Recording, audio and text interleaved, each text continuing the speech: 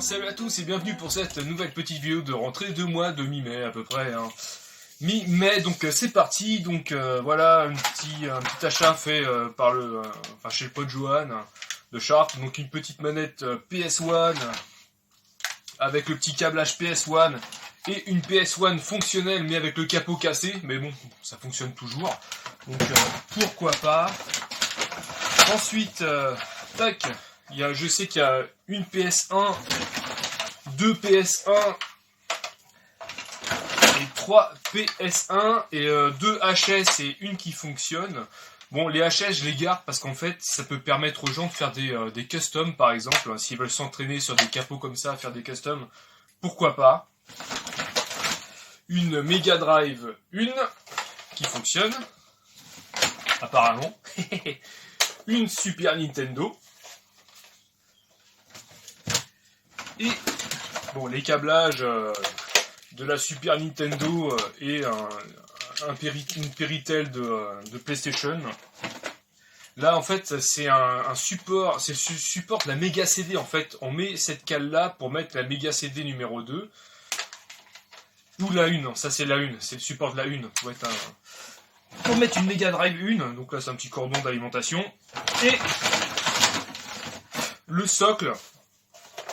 Hop, le socle d'une méga CD. Donc voilà, donc apparemment Johan me l'a vendu HS, je sais pas, faut voir. De toute façon ça peut toujours intéresser les gens, les gens qui peuvent réparer ce genre de petits trucs.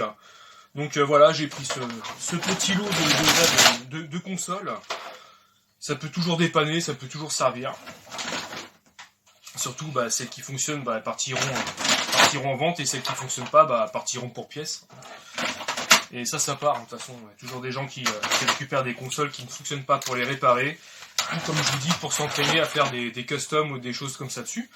Donc voilà pour la partie des consoles. Et il y avait quelques petits jeux à vendre aussi également. Donc là je fais du rangement parce que j'avais d'autres trucs à vous présenter après. Donc il y avait dedans des jeux PS1, des jeux PS2 et des jeux PSP. Donc, alors, dans les jeux PSP, PS2 que j'ai acheté à Johan, donc il y a Le Mans les 24 heures. Donc là on est sur une version française. Hop, complet. Devil May Cry 2, qu'on ne présente plus, pareil, version française. Hop, avec les 2 CD dedans, complet. Smash Court Tennis Pro Tournament, un jeu de Nemco. Voilà, un jeu de tennis. Il a l'air pas si mal que ça. Il va falloir que je le teste. Complet. Iron Man. Hop. Marvel, jeu Sega. Complet. Un petit Sega Superstar avec la Miss Sonic dessus. Jouable avec le Hey-Toy. Complet. Le Devil May Cry 3 Special Edition, version FAH, français hollandais, un jeu Capcom valeur sûre. Ensuite, hop, un The Getaway, donc là c'est pareil, c'est un genre de GTA-like, si vous aimez les GTA-like, allez-y, n'hésitez pas, c'est un très bon jeu. Voilà, The Getaway. Un Quake, alors le Quake 3 c'est pareil, on ne le présente plus, donc grosse pensée à RPG qui adore la licence Quake il me semble. Complet. Colin McRae 2005, et là je pense tout de suite à notre ami Cyril 2.0 qui préférait Colin McRae. Ah oui c'est vrai, il m'avait dit qu'il y avait des boîtes, hop, sans jeu, mais avec les notices, donc du coup ça peut toujours servir. Donc dedans il y a aussi le Puyo Pop Fever, donc lui je le possède déjà. Donc voilà, va falloir que je trouve le CD pour le revendre, ou alors si ça intéresse quelqu'un, juste la boîte avec notice. Le Crazy Taxi, donc ça tombe bien, lui je le rentre, je l'avais en version Platinum, donc là du coup j'ai les 2 versions, donc c'est parfait. Donc lui je garde. Ensuite je rentre le Pac-Man World 3 sur PS2, donc alors je possède déjà le 2. Donc là, je rentre le 3, donc c'est parfait, très content. Pareil, un jeu Nemco, complet. Le Lethal Skies 2, voilà, c'est pareil. Celui-là, je le garde pour moi. Un petit jeu d'avion de chasse. Ça n'a pas l'air si mal que ça, donc pourquoi pas. complet. Et le jeu numéro 2 de la PlayStation 2, donc le 50002, il s'agit du Fantavision. Voilà, donc c'est un jeu de feux d'artifice. Vous faites des feux d'artifice, ouais. Voilà, faut le savoir. Donc voilà, le jeu Fantavision, le jeu numéro 2 de la PS2. Ensuite, un petit achat eBay. Petit achat eBay, bon j'avais déjà ouvert le colis. Donc je rentre le Star Ocean Tale of the Tile, The End of Time. Donc voilà, un RPG sur PlayStation 2, un jeu Square Enix. Donc pareil, complet avec ses 2 CD et sa notice. Donc Star Ocean, j'ai jamais réellement joué à Star Ocean, donc je peux pas vous dire ce que ça vaut. Bon, graphiquement ça a l'air pas mal, je l'ai lancé, ça a l'air plutôt bien. Alors par contre, ce qui est étonnant, c'est que le jeu est marqué en français, notice française, tout ça. Par contre, le jeu est en anglais. Alors je sais pas, dites-moi si c'est parce que je sais pas. Donc je suis bien sur un PAL, tout est en français, mais par contre le jeu est en anglais. Et je crois pas qu'il y ait l'option de mettre en français. Bon, ça me dérange pas plus que ça, puisque je parle anglais. Mais bon, c'est étonnant qu'ils nous mettent encore un jeu français, puis parler en anglais. Donc avis à Okuto, à tous les, même les ceux qui connaissent bien les PSE, je pense à Dalen Nono Retro 28, ou RPG, ou Cyril, ou voilà, ou Sonic Adventure, ou même Jason, hein, si vous connaissez bien, si vous connaissez Star Ocean, j'aimerais bien savoir s'il existe une version française, parlée française.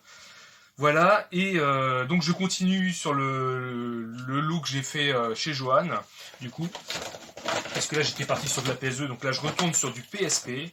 Donc le Monster Hunter Freedom Unit sur PSP. Donc là c'est les versions dégueulasses essentielles. Voilà, complet. Le Tekken Dark Resurrection. Voilà, pareil, version essentielle dégueulasse. Donc ça concrètement, je pense que je garderai pas. Tout ce qui est essentiel, j'aime pas du tout, donc ça va dégager. Le Lemmings. Voilà, pareil. Version essentielle, complet. Mais ne serait-ce qu'au moins garder les notices, hein, les notices ça peut toujours servir. Le Grand Theft Auto. Donc là on est sur le Liberty City Story en version Platinum. À la rigueur, je préfère la version Platinum. La version Platinum que la version essentielle. Le Midnight Club 3 Dub Edition. Donc voilà. Hop, pareil, on est sur du complet. Et le Soul Calibur Broken Destiny. Donc pareil, là on est sur une version dégueulasse de l'essentiel. Voilà, donc un Genelco. Donc je suis un peu comme Jérémy au couteau, j'aime pas la version essentielle. Ensuite je rentre un petit Time Crisis. Donc là c'est pareil. C'est un excellent jeu de shoot, donc je vous le conseille. Il n'est pas complet, mais il a sa petite pub. La boîte est cassée, mais bon, tant pis. Pas grave. Ensuite, dedans, il y avait 4 jeux. Alors, ils sont pas en loose, parce qu'en fait, il y a quand même l'arrière de la boîte.